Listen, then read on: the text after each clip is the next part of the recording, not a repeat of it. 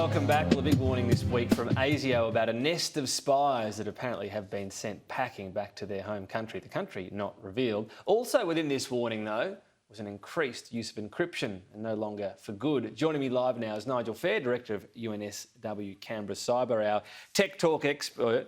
So you've been looking at the encryption aspect of this update on the threat warning here.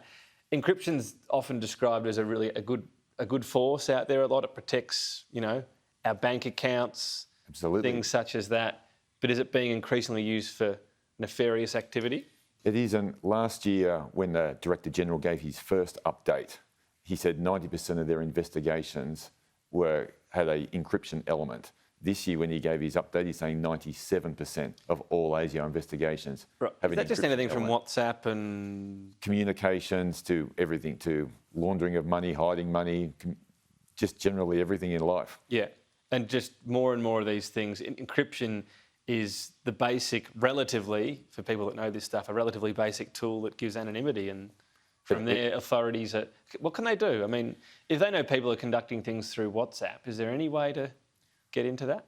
Not on the platform itself, and this is what they want to be able to get hold of. They want to be able to, under warrant, get access to real-time communication between persons of interest that they're investigating. And I get it, but that's just such a smidgen of it all. Encryption provides so much good, and if we try to, it's that old backdoor, front door debate. Right. Do we give certain people access to it?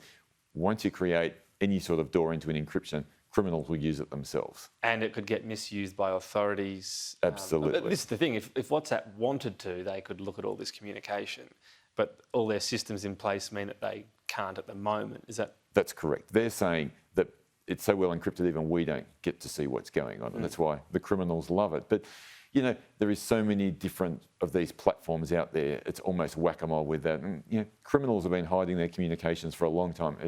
On the chance that everything was unencrypted, they'd just do something else. Move on, and there'd always be another. So this is the problem, even if the government gets agreement from WhatsApp or Wicker or what...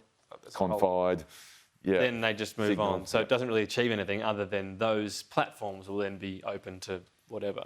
That's right. Or, genuine criminals would just build their own encrypted platform. Right. Online safety bill as well has gone through a committee. No major changes. Were there some you would have wanted to have seen from this? Look, you can always, two things you never want in what's being made. One is laws and the other is sausages. There's always something in there that would like to be changed. But it passed through the House this week, which I think is a really good thing. Right.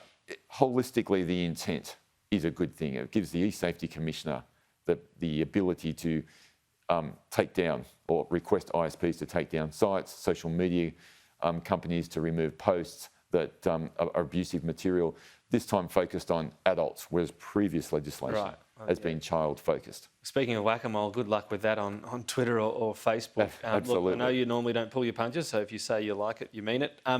Just finally, big bust of money laundering via Bitcoin.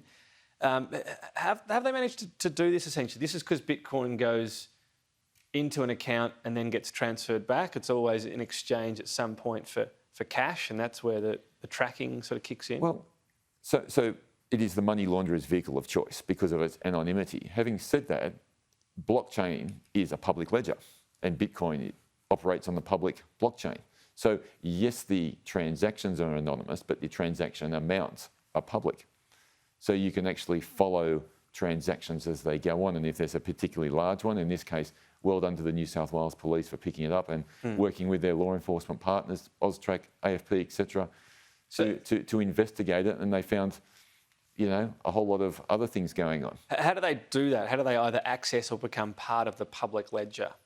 Well, so they can watch what goes on and then try and backtrack from that. And it's a similar conversation really to the encryption conversation, is there's other avenues of inquiry. You might not get that slither of it, but there's metadata in and around it. You start looking at what's going on, where these transactions have been taking place, etc., and following that. Like anything, someone can't explain where this $5 million came from. And like anything, there is always a real world element at the end of it, and we need to be doing more of these investigations. Right. We were talking before you came on air. I thought you must have some Bitcoin. You're so tech savvy. It's worth 80,000 now. You don't have any. No, I don't have any. No, I've always called it tulips. Right. It's going to blow up one day. All right. But no, I've never got in on it, and you know, dare I say, hindsight's a great thing when it comes to any Yes. investment. Amen to that. Nigel Phair, thank you. Thanks, Tom.